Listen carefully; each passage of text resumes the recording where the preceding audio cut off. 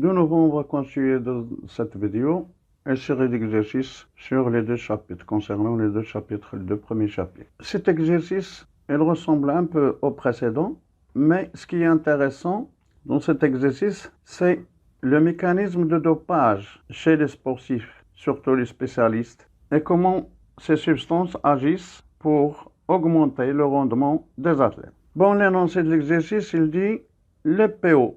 Le PO est l'une des substances utilisées pour le dopage par les sportifs spécialistes du marathon afin d'améliorer leur performance. Pour déterminer le mode d'action de cette substance, on propose les données suivantes. Avant de continuer, qu'est-ce que ça veut dire le PO?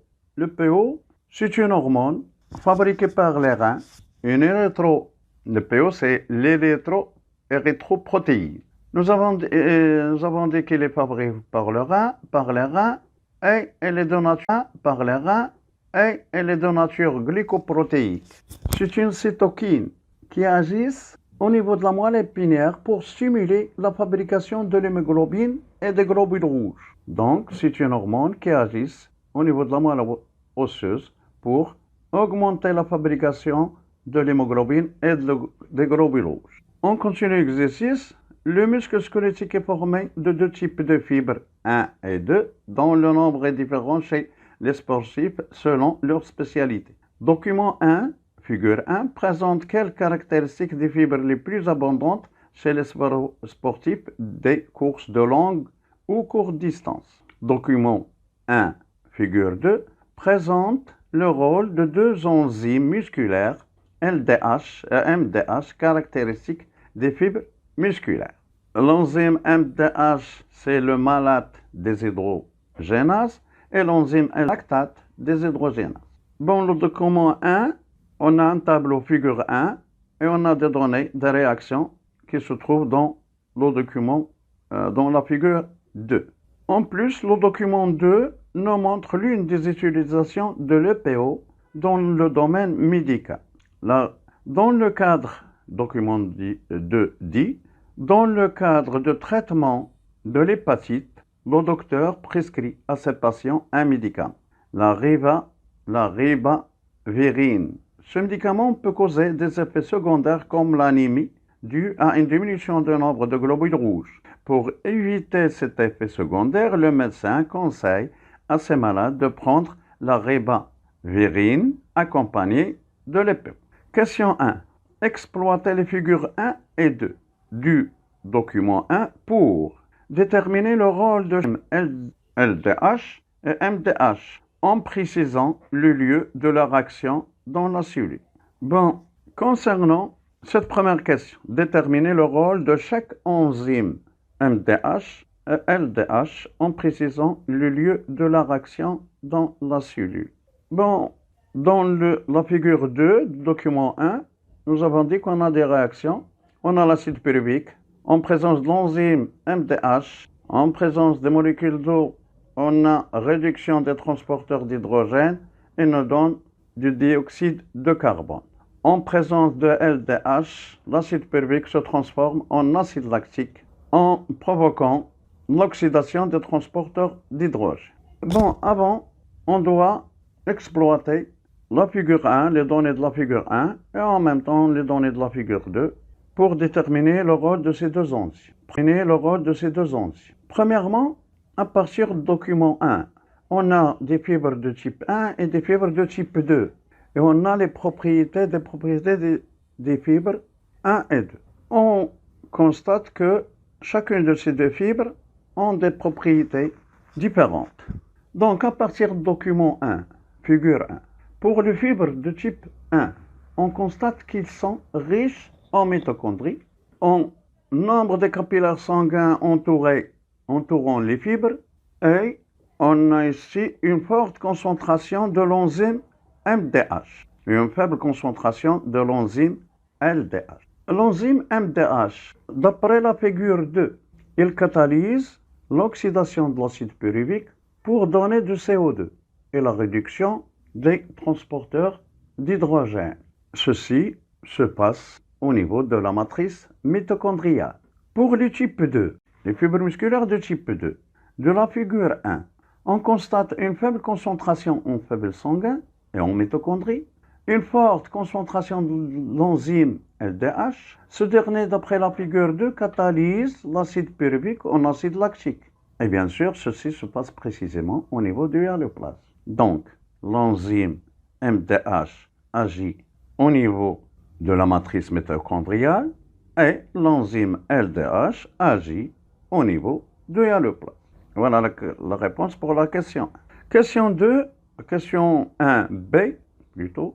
Déduire la nature de réactions chimiques produisant de l'énergie chez les athlètes des courtes et longues distances.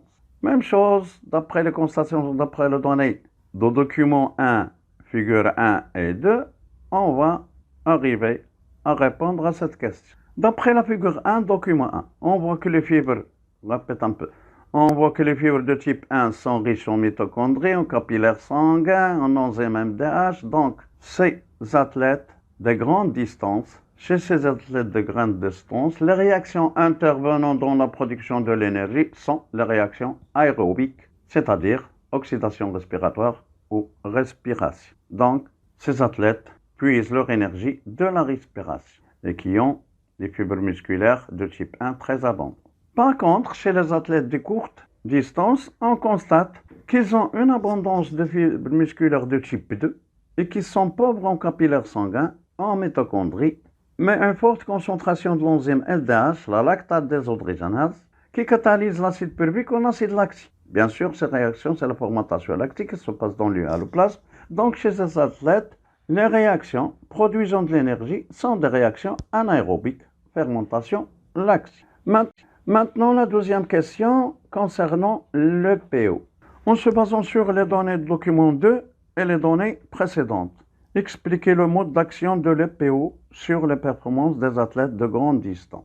Bon, en se basant sur le document 2, nous avons dit que les médecins donnent pour entraver les effets secondaires de la rébavirine, donnent à leurs patients de l'EPO.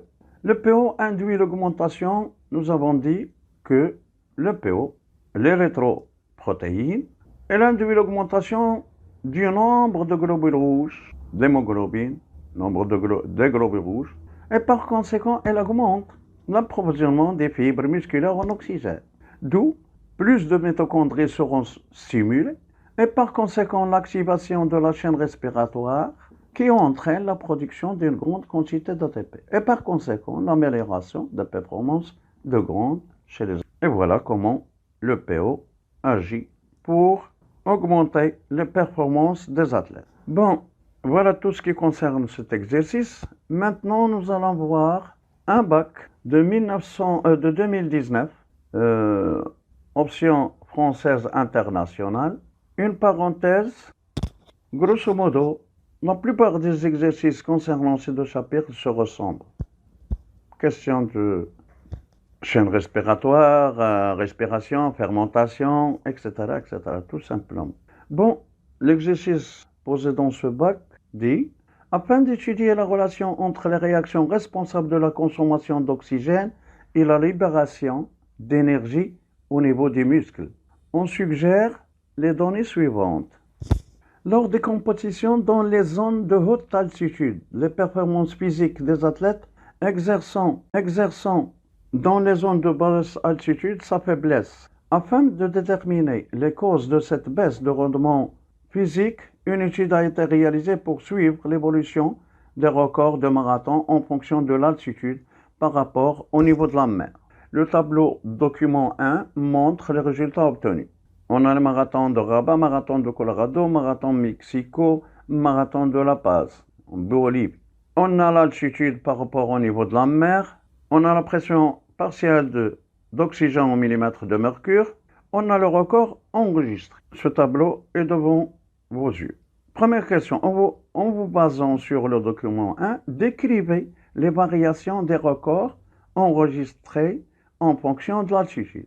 Autre chose, la réponse que vous allez donner aux questions des exercices, tous les exercices, ne sont pas forcément exactement les mêmes à la correction qu'on nous donne lors de la correction du baccalauréat Pas forcément qu'ils soient les mêmes. Bien sûr, chacun a sa rédaction, chacun a sa...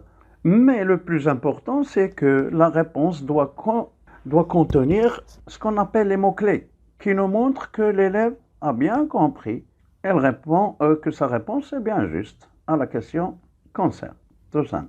Donc revenons à la question. Vous basant sur le document 1, décrivez les variations des records enregistrés en fonction d'altitude. Donc qu'est-ce qu'on constate au niveau de ce tableau? Que plus l'altitude augmente, plus on voit que le record enregistré est élevé. Donc décrivez les variations des records enregistrés en fonction d'altitude. On pourrait dire tout simplement, on constate une élévation du record du marathon avec l'altitude. Une phrase courte et explicative. Continuons, pour illustrer la relation entre l'altitude et la baisse de rendement physique des athlètes du marathon, on propose le document 2 qui présente l'effet de l'altitude sur la quantité d'oxygène qui approvisionne le cellule. En vous basant sur les documents 1 et 2, proposez une hypothèse pour expliquer la relation entre l'altitude et la baisse de rendement physique des athlètes de marathon. Donc nous avons dit plus l'altitude augmente, plus le record augmente. En ce qui concerne document 2, on constate, on a la pression partielle d'oxygène en millimètre de mercure, on a la quantité le plus important dans ce document, c'est petit 1 et petit 2. Quantité d'oxygène délivrée aux cellules au niveau de la main et quantité d'oxygène délivrée aux cellules au sommet d'Everest. Donc à travers réponse et cette donnée document 2, on peut dire que dans les hautes altitudes, la quantité d'oxygène délivrée aux cellules est insuffisante, ce qui provoque la baisse du rendement physique des athlètes. Simple. Pour déterminer le rôle de l'oxygène dans la réaction respiratoire responsable de la production d'énergie cellulaire ATP, on réalise l'expérience suivante. Une suspension mitochondriale a été placée dans un milieu riche en dioxygène avec addition de composés réduits RH2, ADP et Pi. Le suivi de l'évolution de la quantité de dioxygène et d'ATP dans le milieu a permis d'enregistrer le résultat représenté dans le document 3. Le document 4 montre la chaîne respiratoire responsable de la production d'ATP au niveau de la membrane mitochondriale interne. Bon, document 3, on a concentration en oxygène et concentration en ATP. À un certain moment T, on ajoute RH2 ADP plus PI et on constate bien sûr leur évolution au fur et à mesure du temps. La concentration en oxygène, entre parenthèses, il est écrit UA. Les UA, c'est unités arbitraires, c'est-à-dire à vous de la choisir. Les Z, vous le choisissez vous-même.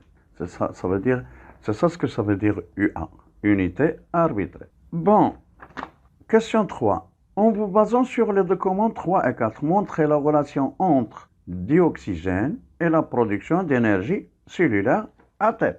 Concernant les données du document 3, on constate que quand on ajoute RH2ADP plus Pi, on constate une diminution d'oxygène, une diminution de la concentration d'oxygène. On constate également une augmentation de la concentration de l'ATP dans le milieu. C'est ce qu'on peut conclure du document 3. En ce qui concerne le document 4, au niveau de la chaîne respiratoire, on constate l'oxydation de RH2 en R+. Bien sûr, tout ce que nous savons, transfert d'électrons à travers les protéines de la membrane interne de la mitochondrie. On a l'oxydation des transporteurs au niveau de la membrane interne de la mitochondrie.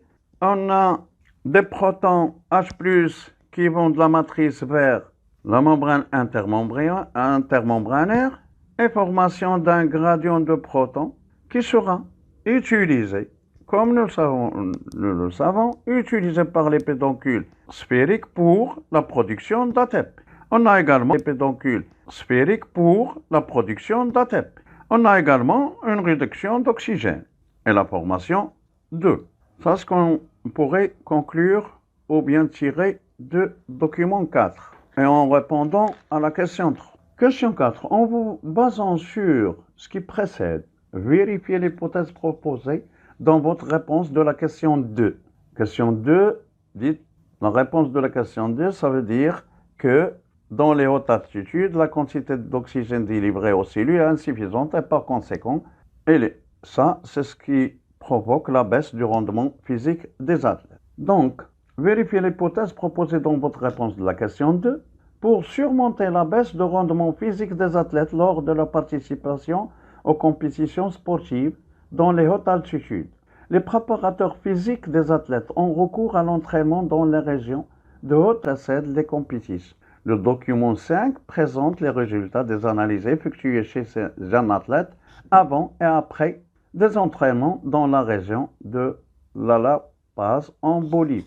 On a les variables qu'on a mesurées. On a le nombre de globules rouges par millimètre cube du sang, nombre de globules blancs par millimètre cube du sang, quantité d'hémoglobine dans 100 ml du sang. Le document 5 aussi nous rappelle que l'hémoglobine est une protéine présente dans les globules rouges et qui joue un rôle important dans le transfert de l'oxygène aux cellules du corps. Avant l'entraînement dans la région de La Paz en Bolivie, et après l'entraînement dans cette région. En ce qui concerne le nombre de globules rouges, on a 4,58 10 à la puissance 6. Après entraînement, on a 5,17 10 à la puissance 6. Globules blancs, on a 7400 avant entraînement, on a 8400 après l'entraînement. La quantité d'hémoglobine dans 100 ml du sang, on a 13,5 grammes avant l'entraînement et 15,9 grammes après l'entraînement. Donc, il nous a dit qu'on doit vérifier l'hypothèse, c'est-à-dire qu'avec l'altitude, la quantité d'oxygène délivrée aux cellules est insuffisante, ce qui provoque la baisse de rendement physique des athlètes. Cette hypothèse est juste, parce que au niveau des hautes altitudes, on a une diminution de la quantité d'oxygène qui atteint les cellules du corps, ce qui entraîne la limitation de la production d'ATP au niveau de la chaîne respiratoire. Et par conséquent, la baisse du rendement des athlètes. Ce qui prouve ça, c'est qu'on pourrait améliorer ceci grâce à l'entraînement dans les régions de haute altitude, avant les compétitions. Concernant la question 5A, comparer les variables indiquées dans le document 5 chez l'athlète avant et après l'entraînement dans la région de La Paz en Bolivie. Bien sûr, après l'entraînement dans cette région, le nombre de globules rouges et blancs et la quantité d'hémoglobine enregistrée sont élevés par rapport à ceux enregistrés avant l'entraînement. En vous basant sur vos connaissances et les données précédentes, expliquez l'impact de l'entraînement dans les zones de haute altitude sur le rendement physique des athlètes.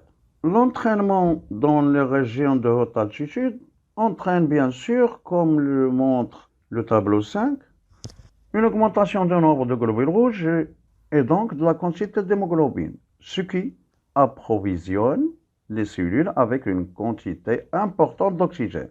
Et par conséquent, l'activation de la chaîne respiratoire et production des quantités importantes d'ATP au niveau des cellules musculaires.